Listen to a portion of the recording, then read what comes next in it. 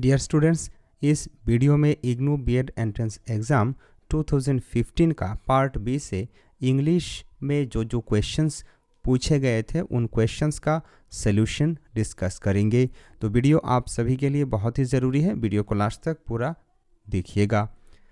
देखिए, यहाँ जो इंग्लिश सेक्शन है इसमें से कुछ ऐसा क्वेश्चंस कभी कभार पूछ लिया जाता है जैसे कि लिटरेरी वर्क्स रिलेटेड होती हैं, कभी कभार वॉइस चेंज, नरेशन, इनमें से क्वेश्चंस पूछ लिया जाता है। कभी कभार उसमें एंटोनिम, सिनोनिम, करेक्ट स्पेलिंग, ये सब का क्वेश्चंस पूछ लिया जाता है। और 2015 में फ्रेजेस एंड इडियम्स से भी क्वेश्चंस पूछ लिए गए थे।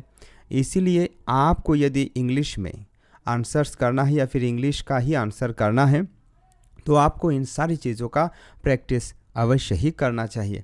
इसके साथ साथ मैं आप सभी के लिए बताना चाहता हूं, अगर आप पार्ट बी में इंग्लिश या फिर सोशल साइंस में से कोई भी पेपर आपने चुन रखा है अप्लाई करते वक्त, लेकिन फिर भी आप जब एग्ज़ाम में बैठेंगे इसके बाद आपको जो सब्जेक्ट आसान लगेगा आप उस सब्जेक्ट का सही जवाब दे सकते हो।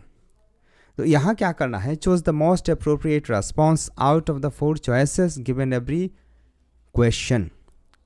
मतलब एक क्वेश्चन में जो रेस्पॉन्सेस दिया गया है ABCD ऑप्शन, इनमें से हमें सटीक कौन सा होगा उसे निकालना है। क्वेश्चन नंबर 141 से 142 तक हमें क्या करना है, जो फ्रेजेस या फिर इडियम्स दिए गए हैं उनका सबसे सटीक अर्थ क्या है उसे बताना है। क्वेश्चन नंबर देखिए 141, बाय लिप्स एंड बाउंड्स। ये बाय लिप्स एंड बाउंड्स ये जो फ्रेज है इसका मतलब क्या है। ऑप्शन ए रैपिडली, ऑप्शन बी स्लोली, धीरे धीरे, रैपिडली मतलब जल्दबाजी में, पीसफुली शांति से, स्ट्रांगली बहुत ही शक्ति के साथ। तो इस क्वेश्चन का जो सही उत्तर है ये ऑप्शन ए हो जाएगा, क्योंकि बाय लिप्स एंड बाउंड्स का मतलब होता है जल्दी जल्दी जो हम काम करते हैं, क्विकली जो हम काम करते हैं उसी को बाय लिप्स एंड बाउंड्स कहते हैं। आगे बढ़ते हैं। Question number 142, A bolt from the blue. इसका मतलब क्या है। ए बोल्ट फ्रॉम द ब्लू का मतलब आपको बताना है। ऑप्शन ए समथिंग अनएक्सपेक्टेड, ऐसी कोई अनहोनी हो गई हो तो उसे ही a bolt from the blue कहा जाता है। आपने उम्मीद नहीं किया था लेकिन ऐसा कुछ हो गया है, घटना आपके साथ संघटित हो गया है, तो उसे ए बोल्ट फ्रॉम द ब्लू कहा जाता है। इसके बाद question number 143, out of the 4 alternatives choose the one which can be substituted for one who is good at many things. यहाँ वन वर्ड सब्स्टिट्यूशन से क्वेश्चंस पूछे गए हैं। इसका मतलब है, देखो, one who is good at many things, एक ऐसा व्यक्ति जो बहुत सारी चीज़ों में अच्छे हैं, बहुत सारी चीज़ों में जो व्यक्ति का महारत हासिल होता है उन्हें क्या कहा जाता है। Option A versatile, option B universal, option C cosmopolitan and option D secular. तो याद रखिएगा, एक आदमी, एक इंसान जिनका बहुत सारी चीज़ों पर बहुत ही शानदार स्किल होती है उन्हें वर्सेटाइल कहा जाता है। तो इस क्वेश्चन का सही जवाब ऑप्शन ए हो जाएगा। आगे बढ़ते हैं। क्वेश्चन नंबर 144, यहाँ हमें क्या करना है, करेक्ट स्पेलिंग चेक करना है। तो देखो, ये जो शब्द है ये मैन्युफैक्चर है। मैन्युफैक्चर शब्द का मतलब होता है उत्पादन करना, कोई भी चीज़ को प्रोड्यूस करना। तो मैन्युफैक्चर का जो सही स्पेलिंग है ये ऑप्शन बी में दिया गया है, इसीलिए ऑप्शन बी सही जवाब होगा। क्वेश्चन नंबर 145, इसमें भी आपको करेक्ट स्पेलिंग निकालना है। तो यहाँ जो शब्द दिया गया है यह शब्द है एग्रीगेट। तो एग्रीगेट का सही स्पेलिंग कुछ इस प्रकार होता है जो कि ऑप्शन सी में है, इसीलिए इस क्वेश्चन का सही जवाब ऑप्शन सी हो जाएगा। आगे बढ़ते हैं। क्वेश्चन नंबर आप देखो 146, यहाँ क्या करना है, choose the indirect form of the following sentence. नीचे जो सेंटेंस दिया गया है कुछ इस प्रकार, यहाँ Rajan said O that I were a child again. तो ये जो बात राजन ने कहा है उसकी जो कथन है उसे हमें इनडायरेक्ट फॉर्म में चेंज करना है। यहाँ जो दिया गया है राजन ने बोला है, उसका मुंह से जो बोला था राजन ने उसी प्रकार हूबहू यहाँ एक्सप्लेन किया गया है, तो उसे डायरेक्ट नरेशन कहते हैं। जो कि स्पीकर जो बोलता है उसको उस स्पीकर का ज़ुबानी में ही हम जब एक्सप्लेन करते हैं, हम जब उन्हीं की भाषा में बोलते हैं तो उसे डायरेक्ट नरेशन कहते हैं। और जब एक स्पीकर ने, एक वक्ता ने जो बोला है उसको जब हम अपनी भाषा से कहते हैं, एक्सप्रेस करते हैं, तो उसे इनडायरेक्ट फॉर्म ऑफ नरेशन कहते हैं। तो देखो ये जो सेंटेंस है, यानी कि यहाँ जो रिपोर्टेड स्पीच है ये किस में है, ये रिपोर्टेड स्पीच का देखो एक्सक्लेमेटरी सेंटेंस है। तो इसे जब हम इनडायरेक्ट नरेशन में चेंज करेंगे तो ये कुछ इस प्रकार हो जाएगा, Rajan wished that he had been a child again. Rajan का ये ख्वाहिश है कि अगर वो और एक बार फिर एक बच्चा बन पाता तो बड़ा ही उसको आनंद आ जाता। तो कुछ इस प्रकार ऑप्शन सी इसका सही जवाब हो जाएगा।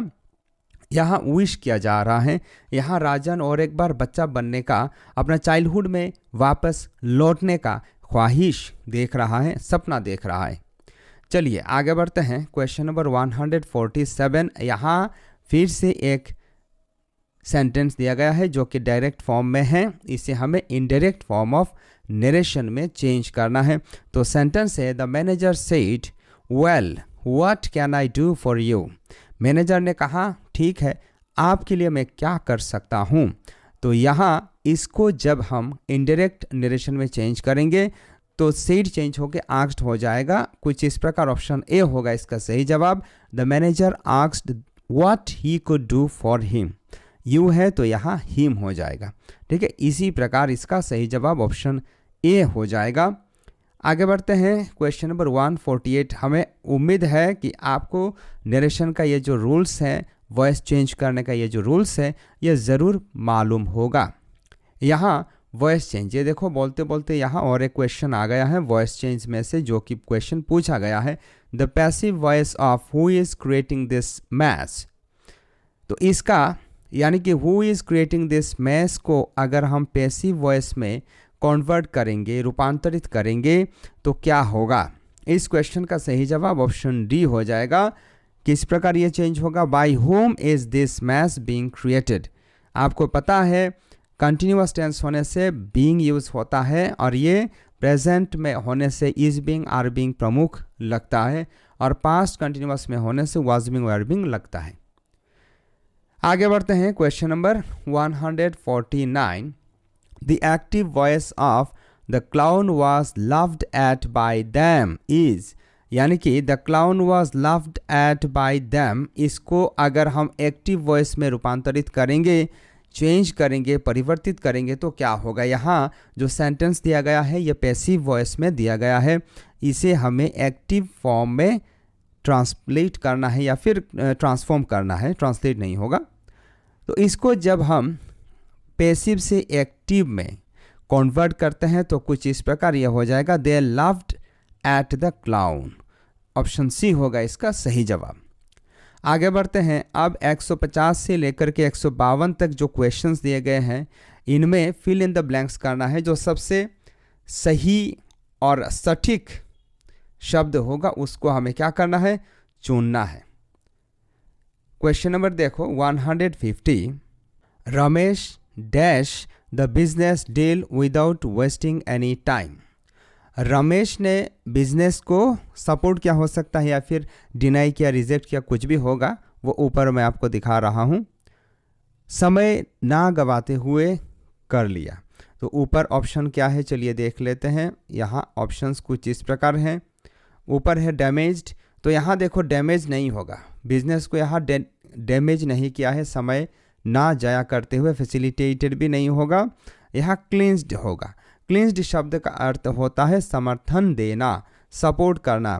तो रमेश ने जल्द ही, यानी समय ना गवाते हुए, समय ना व्यर्थ में जाया करते हुए, व्यवसायी जो एग्रीमेंट थी, व्यवसाय करने का जो प्रपोजल उसके पास आया था, उसे समर्थन दे दिया, क्लिंच कर लिया। एक्सप्रेस्ड भी सही नहीं होगा, तो यहाँ सबसे सटीक जो शब्द हैं ये क्लिंच्ड हो जाएगा। क्वेश्चन नंबर 151 के बाद हाँ 151, I complimented him dash his success in the examination. उसने एग्ज़ाम में बहुत ही बढ़िया किया, परिणाम उसका बहुत ही शानदार आया, इसके बाद मैंने उसको कॉम्प्लीमेंट दिया, मैंने उसको शाबाशी दिया। तो यहाँ थ्रू नहीं होगा, यहाँ ऑन हो जाएगा। On his success in the examination, on use किया जाता है जब इस प्रकार कोई अप्रिसिएशन दिया जाता है, ठीक है। और एक चीज़ के ऊपर जो चीज़ लगा हुआ रहता है, जैसे कि टेबल के ऊपर बुक है, स्याही है, माइक्रोफोन है, तो उसमें भी ऑन यूज़ होता है। और सक्सेस, हैप्पीनेस, ये सब जब होता है ना, एब्स्ट्रैक्ट आइडियाज़, तब भी ऑन का यूज़ किया जाता है। अबाउट भी नहीं होगा और फॉर भी नहीं होगा। यहाँ सबसे सटीक जो प्रीपोजिशन है वो on his success in the examination होगा। Question number 152, the dramatist must cater dash the taste of the audience. अगर एक नाट्यकार है, ड्रामाटिस्ट है, तो उनको अपना जो दर्शक है, ऑडियंस है, श्रोता है, उनका क्या करना चाहिए, उनका जो रुचि है, उनका जो रुझान है, उनका जो टेस्ट है, उन्हें दिमाग में रखते हुए प्ले करवाना चाहिए। तो यहाँ सबसे सटीक प्रीपोजिशन टू हो जाएगा। The dramatist must cater to the taste of the audience. यहाँ कैटर के बाद टू यूज़ हो जाता है, याद रखिएगा। आगे बढ़ते हैं। Question number 153, who said a thing of beauty is a joy for ever. किसने कहा था a thing of beauty is a joy for ever. यहाँ देखो लिटरेरी वर्क से ये क्वेश्चन पूछा गया है, तो ये बात जॉन केट्स ने कहा था, इसीलिए इसका ऑप्शन सी होगा सही जवाब। आगे बढ़ते हैं। Question number 154, which one of the following is considered the last play of Shakespeare. देखो यहाँ निम्न में से कौन सा प्ले, कौन सा नाटक विलियम शेक्सपियर का सबसे अंतिम नाटक है, आपको बताना है। तो एक नंबर में है, यानी कि ऑप्शन ए में है सिम्बेलाइन, ऑप्शन बी में है पेरिकल्स, ऑप्शन सी में है the winter's tale, option D में है हेनरी VIII। तो इस क्वेश्चन का सही जवाब हो जाएगा ऑप्शन डी, क्योंकि हेनरी VIII ये वाला जो ड्रामा है, ये वाला जो प्ले है ना, इसे 1613 में विलियम शेक्सपियर ने लिखा था। इसके साथ साथ जो सिम्बेलाइन या फिर सिम्बेलिन जो नाटक है, उसे 1609 से लेकर के 1610 में इन्होंने लिखा था।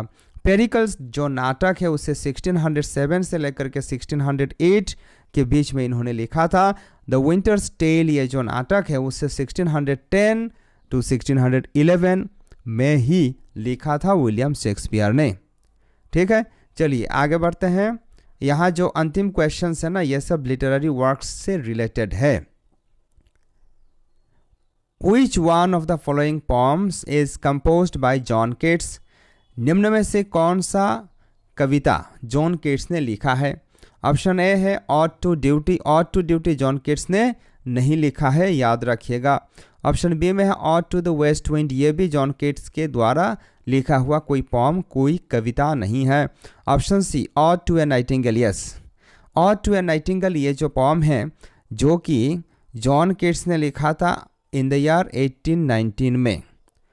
ठीक है, और ये जॉन केट्स का लिखा हुआ एक पोम है, तो ऑप्शन सी हो जाएगा सही जवाब। क्वेश्चन नंबर देखो 156, who is known as the prince of English essayists. किनको इंग्लिश एसेइस्ट्स का प्रिंस, राजकुमार स्वरूप माना जाता है? ऐसे लिखने में जो प्रमुख व्यक्ति हैं, इनमें से किस व्यक्ति को लैम्ब, एडिशन, एलियट, स्टिल, किसको प्रिंस ऑफ इंग्लिश एसेइस्ट कहा जाता है? तो इस क्वेश्चन का सही जवाब हो जाएगा ऑप्शन ए। इनका असल नाम है चार्ल्स लैम्ब, जो कि 1775 में इनका जन्म हुआ था और 1834 में इनका देहांत हो गया था।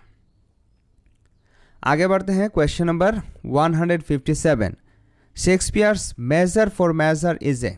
आपको बताना है विलियम शेक्सपियर ने जो मेजर फॉर मेजर लिखा था, ये क्या है?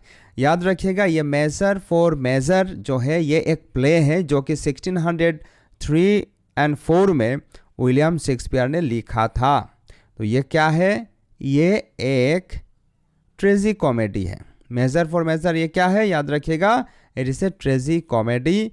ये एक प्ले, एक नाटक इन्होंने लिखा था। आगे बढ़ते हैं। क्वेश्चन नंबर देखो 158, तो 158 में क्या है, who said that hell is a city much like London. किसने ये बात कहा था कि hell is a city much like London?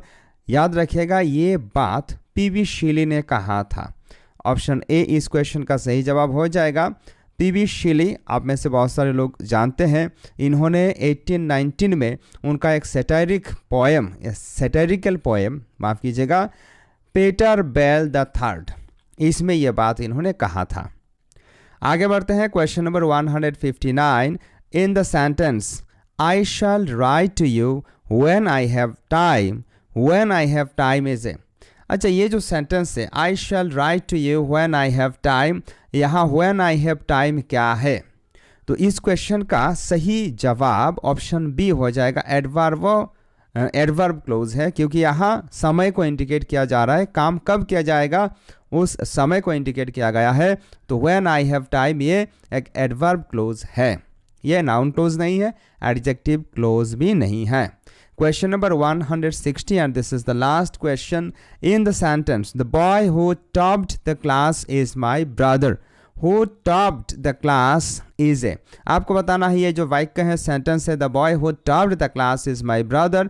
यहाँ who topped the class ये क्या है? तो यहाँ who topped the class यहाँ एक व्यक्ति के बारे में बताया जा रहा है जो उस क्लास में सबसे ज़्यादा या फिर सबसे अव्वल आया था, वो मेरा भाई था या भाई है। तो यहाँ हु के बारे में इंडिकेट किया गया है, एक नाउन को यहाँ मॉडिफाई किया जा रहा है, नाउन के बारे में ज़्यादा डिटेल में बात बताई जा रही है, इसलिए ये हो जाएगा कौन सा क्लोज? ये हो जाएगा एडजेक्टिव क्लोज। एडजेक्टिव क्या है जी? एडजेक्टिव है जो नाउन को ग्लोरीफाई करता है, जो नाउन के बारे में डिटेल में हमें जानकारी देता है।